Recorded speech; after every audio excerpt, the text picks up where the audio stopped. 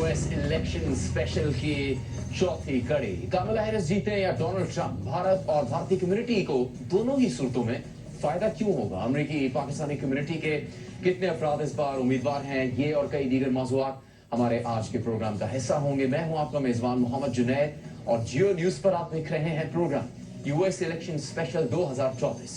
हमारे साथ न्यूयॉर्क से मौजूद है रियासती असेंबली के रिपब्लिकन उम्मीदवार आमिर सुल्तान, टेक्सास से रियासती असेंबली के डेमोक्रेटिक उम्मीदवार सुलेमान लालानी, मैरीलैंड से हमारे साथ हैं रियासत के साबिक रुकन असेंबली डॉक्टर जलीसी, तनवीर अहमद भी इस प्रोग्राम का हिस्सा है जो रिपब्लिकन्स और डेमोक्रेट्स दोनों ही के करीब हैं।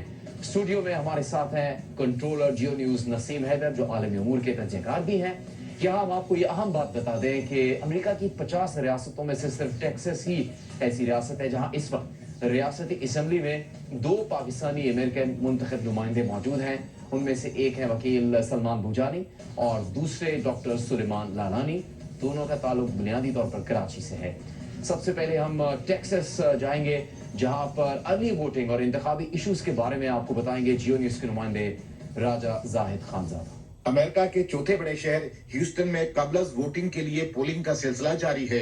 ह्यूस्टन से रियासती असेंबली के रुकन डॉक्टर सुलेमान लालानी जो इस वक्त भी डेमोक्रेटिक पार्टी के टिकट पर दूसरी मुद्दत के लिए इंतखाब में हिस्सा ले रहे हैं। अपनी कम्युनिटी को आके एंगेज होना जरूरी है और आके वोट डालना जरूरी है, क्योंकि जब तक हम एंगेज नहीं होंगे, जब तक हम अपनी बातें लोगों को नहीं बताएंगे, तब तक इसी तरह चलता रहेगा। ह्यूस्टन में फोर्ट बेन काउंटी में आला पुलिस ऑफिसर के ओहदे के लिए 2 पाकिस्तानी उम्मीदवार 2 बड़ी पार्टियों के टिकट पे मद्दे मुकाबिल हैं।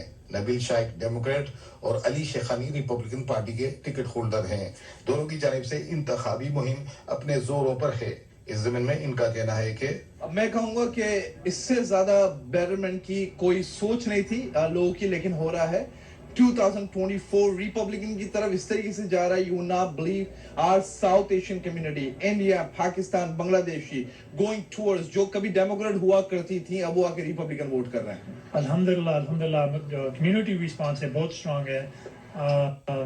I think mainly because of the stance that I took on Palestine. I'm the only and the first elected official that spoke out on the issue demanding a ceasefire. And so when you look at the support from the Muslim community, it's very strong to re-elect myself, inshallah. दीगर उहदों के उम्मीदवारों ने कहा है कि गजा की मौजूदा सूरत हाल के पेश नजर हमें सिर्फ सदारती इंतखाब ही नहीं बल्कि मजमूई इंतखाबी अमल के बारे में सोचना होगा। और तो ज़ाहिर है दोनों पाकिस्तानी हैं, दुख होता है, काश एक होता तो हम 100% सपोर्ट उसको करते हैं, मगर इस वक्त ज़ाहिर है मैं सपोर्ट नबील को कर रहा हूँ। Nabil, he's running again. He's re-electing for a constable. He's amazing. He's a good person. He take care of his people and his community. अभी तक मैंने डिसाइड नहीं किया कि किसको वोट देना है। People, we have made a list for Fort Bend County and Harris County of people that have spoken against the genocide and for a ceasefire. एक फ़लस्तीन का बिल्कुल बहुत एक हमारा मसला है, लेकिन आप और भी चीज़ें देखिए जो दोनों पार्टीज हमें प्रोवाइड करते हैं, हेल्थ केयर, इंश्योरेंस, इन्फ्लेशन बढ़ गई, वो अब आहिस्ता आहिस्ता कंट्रोल में आई, तो ये चीज़ें देखें। कैमरामैन राहिल के हमरा Raja Zahid Akhtar Khanzada, Geo News, Houston, Texas, America.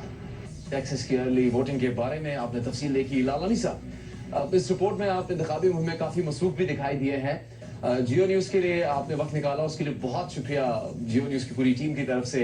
सब लोग वाकिफ हैं कि टेक्सास एक रिपब्लिकन रियासत है। कितना इम्कान है कि आप दोनों अपनी नशस्तों का दिफा कर सकेंगे? इंशाल्लाह। सबसे पहले तो अस्सलाम वालेकुम, आपके सबके सामीन और नाजरीन को हमारी तरफ से सलाम और आदाब। कोशिश बिल्कुल जारी है, इंशाल्लाह उम्मीद भी बहुत है और काफ़ी गहमा गहमी है, लोगों का साथ है, सपोर्ट है। सो इंशाल्लाह 100% वी विल री-इलेक्ट आवरसेल्व्स।